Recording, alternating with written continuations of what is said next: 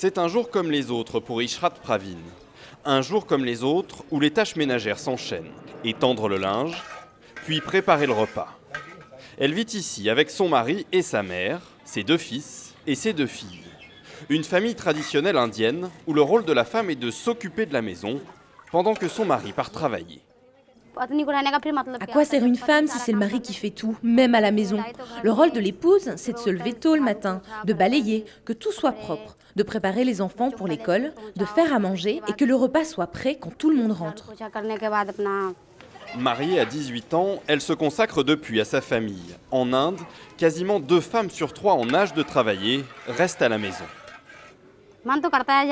Bien sûr que j'aimerais avoir un emploi, mais qui s'occuperait des enfants quand ils rentrent de l'école?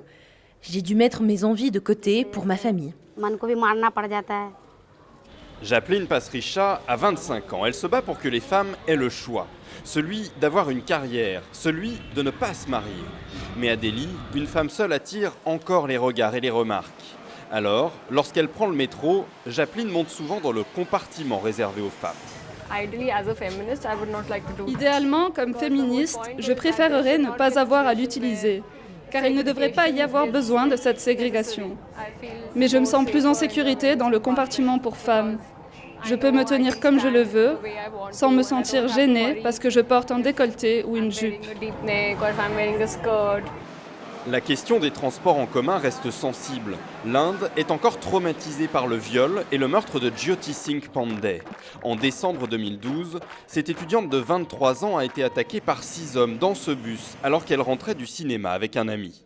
Des milliers de personnes étaient descendues dans les rues, révoltées par les violences faites aux femmes et l'impunité dont bénéficiaient leurs auteurs. L'engagement féministe de Japlin date de ce moment.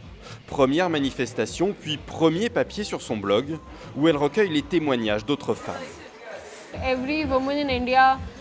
Chaque femme en Inde a été au moins une fois dans sa vie victime de harcèlement sexuel.